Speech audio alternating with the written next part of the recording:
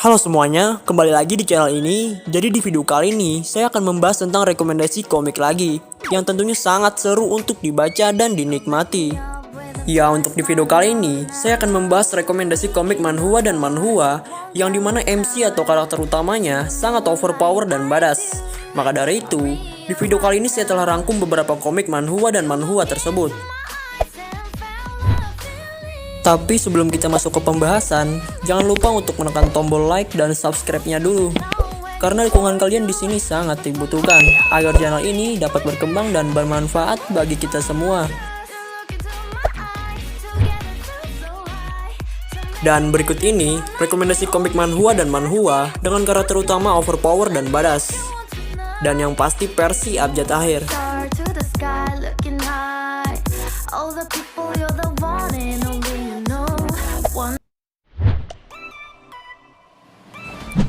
Yang pertama, ada manhwa berjudul Mudang Association.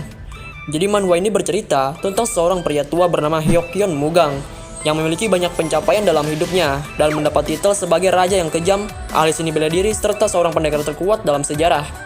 Namun semua hal tersebut tidak berguna lagi, karena Hyokyeon Mugang telah mencapai batas usianya, yaitu di 80 tahun, dan hampir menemui ajalnya karena menderita sebuah penyakit. Dan ketika sudah sangat sekarat, serta jiwanya sudah hampir ditarik oleh sang malaikat maut, jiwa Hyokyeon Mugang malah terbangun dalam tubuh seorang remaja 17 tahun bernama Jinmu. Seorang remaja biasa yang tidak memiliki keahlian apapun. Dan di sekitar dia terbangun, ada beberapa pria tua ahli seni bela diri. Dan salah satu pria tersebut mengatakan akan mengangkat Jinmu menjadi seorang murid tingkat pertama dalam seni bela diri. Yap, dimulailah kisah seorang pria terkuat bersejarah yang bereinkarnasi dalam tubuh remaja dimulai. Karakter utama di manhwa ini nantinya memiliki sifat dan kepribadian yang kejam serta badass yang dikarenakan sifat bawaan dari kehidupan sebelumnya. Dan jelas, nantinya karakter utama di manhwa ini sangat overpower dalam segi kekuatan. Oleh karena itu, manhwa ini saya rekomendasikan ke kalian. Dan untuk chapter manhwa ini sendiri sudah berkisar 40-an.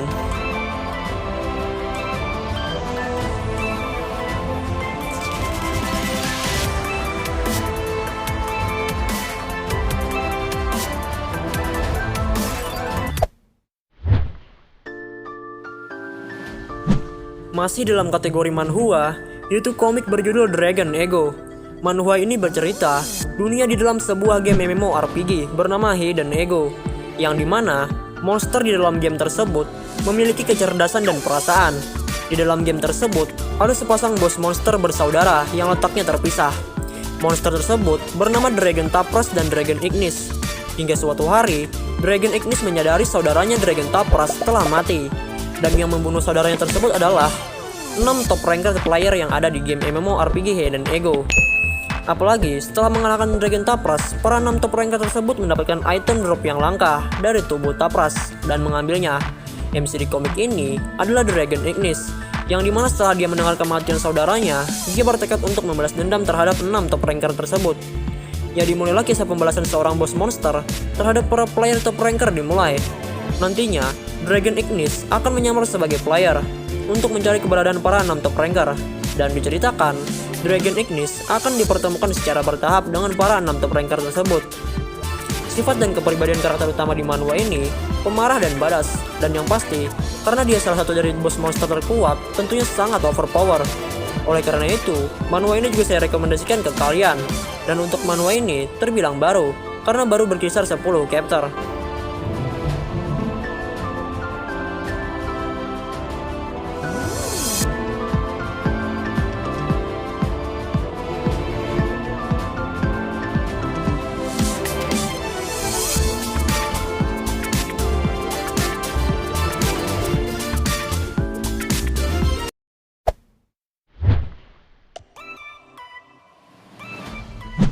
Berikutnya ada manhwa yang berjudul God Level Takeout Man. Manhwa ini bercerita tentang seorang pria delivery makanan atau pengantar makanan online yang bernama Lin Cheng. Setiap harinya, dia selalu disibukkan dengan pekerjaannya tersebut. Hingga suatu hari, ketika dia sedang ingin menghantarkan pesanan pelanggan, dirinya malah ditabrak oleh truk dan membuat Lin Cheng tewas. Namun setelah tewas, sebuah sistem muncul Dan sistem tersebut mengatakan, Lin Cheng telah menerima sebuah sistem yang bernama pengiriman tingkat dewa, layaknya sistem sebuah game. Dan dikatakan, jika Lin Cheng bisa mengumpulkan beberapa poin, dia dapat menukarkan berbagai macam item yang tersedia dalam sistem tersebut. Dan setelah menerima sistem tersebut, Lin Cheng pun dihidupkan kembali dari kematiannya. Ya, dimulailah kisah seorang delivery makanan mendapatkan sebuah sistem tingkat dewa dimulai. Untuk karakter utama di manhwa ini memiliki sifat dan kepribadian yang biasa saja di awal cerita. Namun setelah beberapa chapter, dia mampu menguasai sistem tersebut, dirinya pun menjadi badass dan overpower.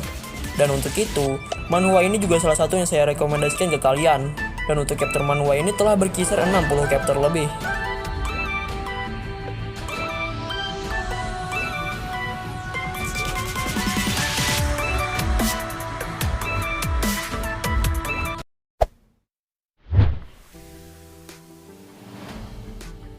Masih di kategori manhwa, yaitu komik berjudul King Account at the Star.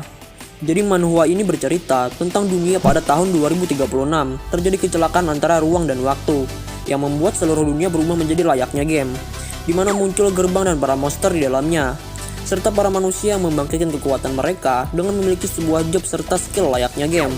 Dan peristiwa tersebut dinamakan sebagai Earth All Eight. MC di komik ini bernama Yewu, remaja laki-laki biasa berumur 18 tahun yang hanya berada di level 3, di mana rata-rata remaja yang seumuran dengannya ada pada level 5 atau lebih. Ditambah, Yewu tidak bisa menaikkan levelnya karena alasan yang tidak diketahui. Hingga suatu hari, ketika dia sedang merayakan ulang tahunnya bersama keluarganya di luar rumah, sebuah gerbang monster muncul, dan yang keluar di gerbang tersebut adalah monster berlevel 15. Pada saat itu, Yewu dan keluarganya hampir dibantai habis oleh monster tersebut. Namun pada saat Yewu sangat sekarat dan hampir tewas, sebuah sistem aneh muncul, yaitu sebuah sistem pembuka akun level max, yang memberikan Yewu sebuah kekuatan dengan akun berlevel max. Yewu pun mengalahkan monster berlevel 15 dengan mudahnya, serta berhasil menyelamatkan keluarganya dari kematian. Ya, dimulailah kisah seorang remaja berlevel 3 memiliki sistem akun berlevel max dimulai. MC di manhwa ini nantinya selain memiliki kepribadian yang licik dan badass serta tidak naif, dia juga jenius dalam merencanakan sesuatu. Dan tidak perlu dipertanyakan lagi, MC di komik ini sangat overpower dalam segi kekuatan. Manhwa yang satu ini memiliki alur cerita yang seru serta menarik. Dan menurut saya, manhwa yang satu ini adalah manhwa dengan grafik art terbaik yang pernah saya baca. Oleh karena itu, manhwa ini sangat saya rekomendasikan ke kalian. Dan untuk chapter manhwa ini telah berkisar 40 chapter lebih.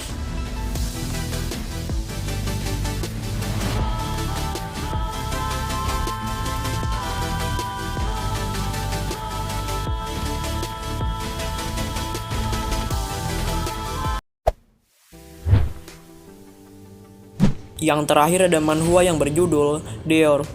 Jadi manhwa ini menceritakan tentang seorang pangeran kerajaan bernama Deor.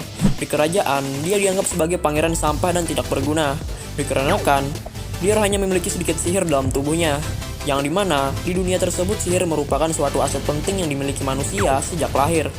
Apalagi jika terlahir dengan darah bangsawan, manusia tersebut akan memiliki sihir yang banyak, berbanding terbalik dengan Deor yang hanya memiliki jumlah sihir yang sedikit. Penyebabnya adalah Deor terlahir setengah rakyat biasa, yang dimana salah satu selir ayahnya yaitu ibu Deor merupakan seorang rakyat biasa, dan mungkin karena itulah Deor terlahir dengan sihir yang sedikit. Kemudian di kerajaan diadakan sebuah perebutan tahta, di mana yang berpartisipasi bukan hanya para saudara Deor, melainkan para kerabat ayahnya Deor diharuskan ikut berpartisipasi juga, dikarenakan sebuah alasan tertentu. Untuk mendapatkan mahkota dan tahta kerajaan, seseorang tersebut harus memiliki kemampuan yang layak untuk mendudukinya. Karena telah menyadari dirinya memiliki jumlah sihir yang sedikit, Deor pun bertekad, tanpa memiliki sihir yang banyak pun, dia dapat menjadi seorang raja, dan bertujuan untuk memenangkan perebutan tahta tersebut.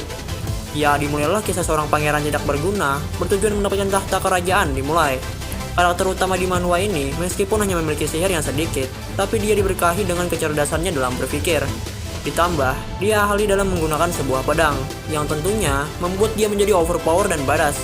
Untuk itu, manhwa ini saya rekomendasikan ke kalian. Dan untuk chapter manhwa ini telah berkisar 30-an.